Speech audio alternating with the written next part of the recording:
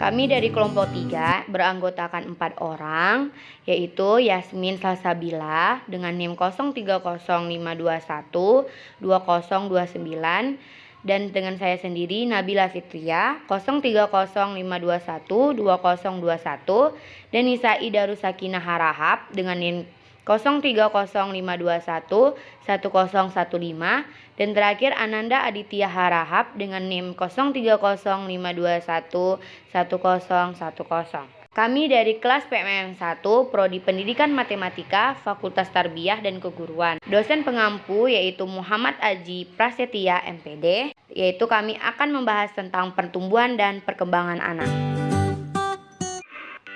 Baiklah, dengan materi pertama akan disampaikan oleh Saudara Yasmin.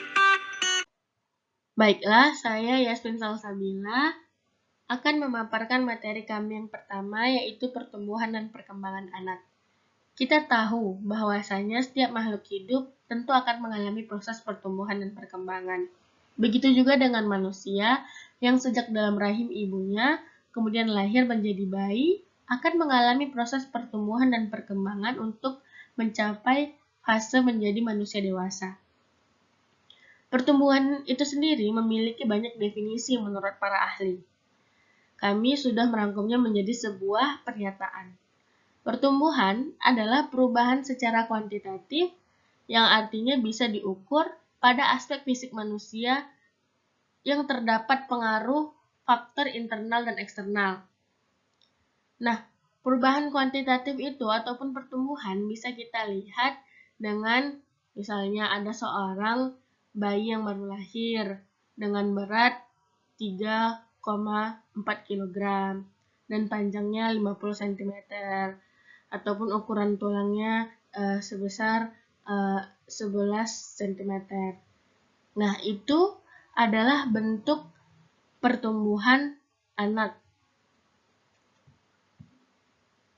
Baiklah, materi kedua akan saya sampaikan, yaitu Nabila Fitria.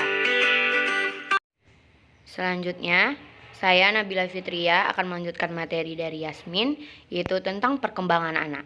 Perkembangan adalah perubahan secara kualitatif yang mempengaruhi jasmani dan rohani manusia yang saling berkesinambungan untuk menuju arah yang lebih baik atau dewasa.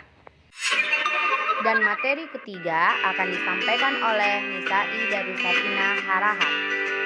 Selanjutnya itu gejala pertumbuhan dan perkembangan pada anak.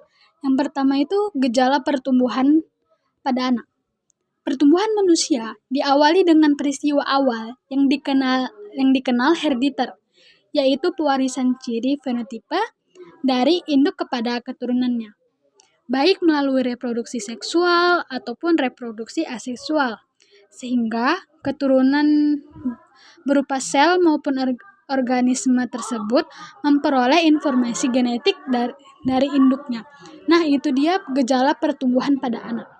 Nah, selanjutnya itu ada gejala perkembangannya.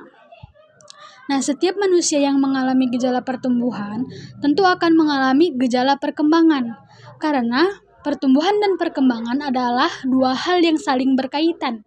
Jika gejala pertumbuhan ini berfokus pada perubahan material, maka gejala perkembangan ini juga akan berfokus pada segi fungsionalnya. Nah, itu dia gejala pertumbuhan dan perkembangan pada anak. Baiklah, materi terakhir akan disampaikan oleh Ananda Aditya Harahap. Perkenalkan, nama saya Ananda Aditya Harahap. Saya akan melanjutkan pemateri yang keempat dengan judul kemampuan perkembangan anak. Seperti yang kita ketahui, perkembangan anak semakin lama akan berkembang. Perkembangan anak yang mencakup perkembangan fisik, sosial, emosi, dan kognitif. Ada banyak faktor-faktor yang mempengaruhi perkembangan anak, diantaranya asupan yang dikonsumsi sehari-hari, jenis kelamin, genetik, iklim, dan sebagainya.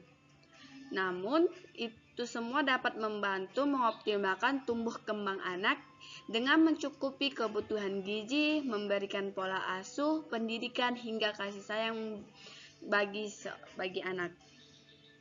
Dengan dukungan tersebut, anak mampu mampu mencapai tonggak perkembangan sesuai umurnya, seperti kapan dia bisa berbicara, berjalan, sampai kemampuan berpikir yang kompleks seperti membaca dan menulis.